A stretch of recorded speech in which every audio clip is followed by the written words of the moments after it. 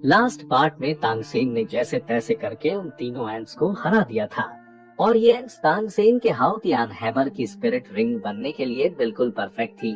पर तभी उन तीनों एंट्स की स्पिरिट रिंग्स एक साथ अपेयर हो गई थी, जिन्हें देखकर तानसेन बहुत ज्यादा हैरान हो गया था। और अब तानसेन सोचता है, क्या तीनों स्पिरिट रिंग एक साथ अपेयर होती हैं? फिर तानसेन उन तीनों स्पिरिट रिंग्स को एब्जॉर्ब करने के लिए पास बुलाने लगता है, पर तभी सोचता है, नहीं, मैं एक साथ तीनों को एब्जॉर्ब नहीं कर सकता। मैं सिर्फ दो को ही एक साथ एब्जॉर्ब कर सकता हूँ। पर मुझे अपने हाउतियान हैमर के लिए 3 स्पिरिट रिंग चाहिए थी। लगता है मुझे किसी और स्पिरिट बीस्ट की हाउतियान हैमर के लिए सुटेबल स्पिरिट रिंग को खोजना होगा और अभी एक साथ 3 स्पिरिट रिंग्स को एब्जॉर्ब करना रिस्की हो सकता है। ऐसा कोई स्पिरिट मास्टर नहीं है जिसने अभी तक ये काम किया हो। अगर मैं यहीं पर हार मान लेता हूँ तो मुझे अगले स्पिरिट रिंग के लिए और इंतजार करना होगा और मुझे ऐसे स्पिरिट मॉन्स्टर्स खोजने होंगे जिनकी कल्टीवेशन 50,000 साल से ज्यादा हो। इन तीनों जायंट एंड एम्परर्स की पावर टाइप हाउतियान हैमर के लिए सबसे बेस्ट है।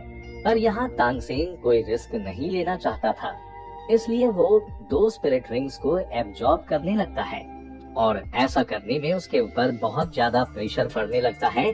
तभी उसे ग्रैंड मास्टर की कई बातें याद आती है, जहाँ ग्रैंड मास्टर ने उसे कहा था, तानसेन तुम्हें क्या लगता है कि गार्डियन स्पिरिट क्या है?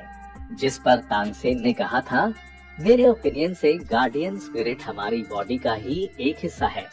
हम इसे अपनी अनदर फॉर्म भी कह सकते हैं। मैंने हमेशा ही अपनी गार्डियन स्पिरिट के बीच रिलेशनशिप को बहुत ही क्लोजली फील किया है, बिल्कुल ट्विंस के जैसे।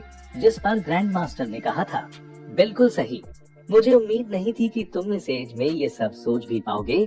अधिक सटीक रूप से कह सकते हैं, अपनी बॉडी और गार्डियन स्पिरिट एक तरह से ट्विंस है। बॉडी पर कंस्ट्रेंट्स करके गार्डियन स्पिरिट की कल्टीवेशन करनी चाहिए ताकि ये हमारे शरीर के साथ मिलकर बढ़ सके। यही सब याद करके तानसेन अपने स्पिरिट सी में आ जाता है और यहाँ पर तानसेन को उन दोनों एंट्स को हराकर और उनकी स्पिरिट रिंग्स हासिल करना होगा। यहाँ आते ही तानसेन पर उन दोनों एंट्स की स्पिरिट अटैक करने लगती है, जो कि कटर के रूप में होती है।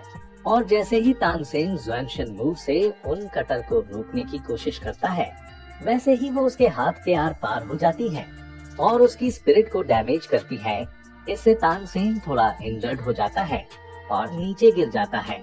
और तभी उसे याद आता है कि जब उसने अपने मास्टर से पूछा था, अगर हमारी बॉडी और गार्डियन स्पिरिट ट्विंस है तो हम सोच सकते हैं, लेकिन गार्डियन स्पिरिट सोच क्यों नहीं सकती? जिस पर ग्रैंड मास्टर ने कहा था, गार्डियन स्पिरिट की खुद की सोल होती है, पर हम उसे महसूस नहीं कर सकते। किसी दिन अगर तुम अपने ट्विन हार्ट को समझ सको तो अपनी एक्टिविटी से साबित करो और उसके कन्फेशन को लेकर उसके रियल ब्रदर बन जाओ। ये सुनकर तानसेन ने कहा था, तो मास्टर मुझे क्या करना चाहिए? मैं तो अपनी गार्डियन स्पिरिट के दम पर खुद को साबित करता हूँ। जिस पर ग्रैंड मास्टर ने उसे समझाते हुए ये कहा था, इसका उत्तर मैं तो क्या, इस दुनिया का कोई भी ग्रेट पर्सन भी नहीं दे सकता। सबके पास अपनी अपनी अलग अलग गार्डियन स्पिरिट और उसकी अनोखी रूप होती है। इसका तुम खुद पर भरोसा करके पता लगा सकते हो। व्यर्थ में चिंता करने की जरूरत नहीं है, क्योंकि एक स्पिरिट मास्टर बनने की जर्नी बहुत लंबी होती है। अगर तुम आसानी से टॉप पर पहुंच जाते हो तो एक और ऊंचे पहाड़ पर चढ़ने की शक्ति खोने का डर बना रहेगा।